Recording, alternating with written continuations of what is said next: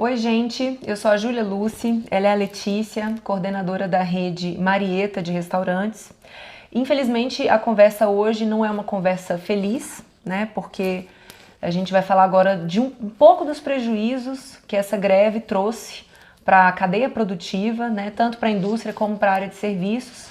E, Letícia, como é que está sendo para vocês gerenciarem essa crise no momento que vários produtos não estão disponíveis mais, até mesmo gás? Como é que está sendo?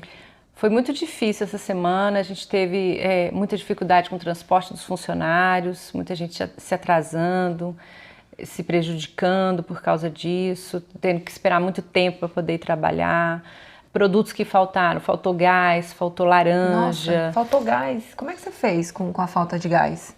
A gente teve a ajuda de algumas pessoas que estavam por perto e que perceberam que a gente estava sem o produto e falaram, eu tenho aqui como te ajudar, eu tenho ainda um botijão para te vender. A gente saiu procurando, muita gente da nossa equipe procurando onde poderia ter. Compramos e pedimos para o nosso abastecimento de gás, pedimos uma prioridade, eles trouxeram o gás. Enquanto isso, a gente se virou com o fogão a lenha, com o forno a lenha, que a gente tem em todas as lojas. Sim. O que deu para ser produzido no forno a lenha, a gente produziu no forno a lenha. Nossa, mudou o cardápio dos buffets para poder produzir as coisas mais no forno a lenha e economizar o gás que ainda tinha para alguma outra coisa. E a queda do movimento nas lojas? Foi muito grande, porque as pessoas pararam de circular. Então, ninguém queria sair para ir ao restaurante, todo mundo economizando combustível, com medo de gastar seu combustível. Então, caiu demais. E vocês já pararam para calcular essas perdas que vocês tiveram? Ainda não, mas assim, por cima você olha, a gente perdeu 50% a 60% de venda. 50%. E são muitos funcionários envolvidos, né, Letícia? Muitos funcionários envolvidos, muitas famílias que dependem da empresa, que dependem do trabalho, né? E é uma coisa que vai atrás da outra. Não tem aula e a funcionária que tem filho não tem com quem deixar as crianças. E as crianças se prejudicam nisso também. Então uma coisa vai puxando, né? A gente está observando a disparada de preços, né? O preço das hortaliças cresceu mais de 400%. Muitas coisas muito mais caras do que na semana passada. Então, você vai trocando, você vai mudando uma coisa ou outra. A gente tem a sorte de a gente ter uma grande produção. Então, por exemplo, o pão, que muitas hamburguerias ficaram sem pão. A gente produz o nosso pão, a gente conseguiu manter o nosso serviço, porque o pão é feito por nós. Mas teve cadeias grandes de lanchonete sem pão. Pararam de sem funcionar. Pão.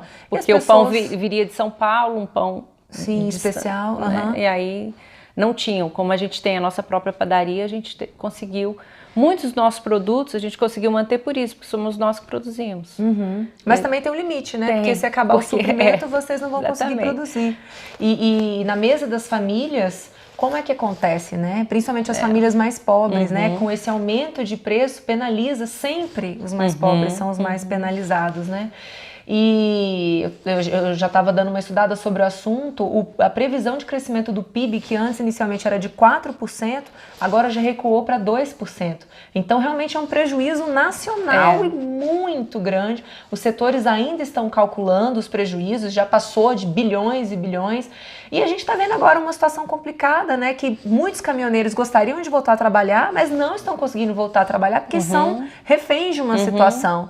Então, realmente é lamentável. Eu espero que o trabalho de investigação das autoridades seja sério e que quem esteja por trás dessa pressão em cima dos caminhoneiros continuarem na greve, eles sejam realmente punidos, porque são muitos prejuízos causados, muitas cirurgias deixaram de ser feitas, muitos remédios não chegaram aos pacientes, né? Muitas pessoas vão perder o emprego porque os prejuízos são enormes, né? A cadeia de produção foi muito prejudicada, principalmente na parte animal, e é realmente uma perda, né? Eu acho que a gente precisa, das próximas vezes, e agora também cobrar justificativas e também tentar formas de pagar a conta, né? Não aumentando o imposto, que eu acho que é sempre essa saída. Não, vamos aumentar o imposto porque eu tenho que tirar o rombo que vai ser causado pelo subsídio, então eu aumento o imposto. Não, a gente não pode aceitar isso mais. Então vamos cobrar que a redução, que aconteça uma redução das despesas do governo, né? Que não aumente os impostos, porque ninguém aguenta pagar mais imposto. Então chega de regalia, chega de várias despesas que a gente não precisa ter, como vários privilégios a determinadas categorias que sempre penalizam sempre a cadeia produtiva, os empreendedores, os empresários e as pessoas, principalmente as mais pobres. Tem muito lugar para cortar dentro do governo, que não precisa cortar, não precisa aumentar imposto de combustível ou de restaurante. A nossa carga tributária é imensa. Sim. Né? Para manter uma equipe, para manter o restaurante funcionando, a gente paga muito imposto. E nessas horas a solução é aumenta o imposto do combustível, aumenta o imposto dos empresários, né? Sim. E tem muito lugar dentro do governo para cortar, sim, né? Sim.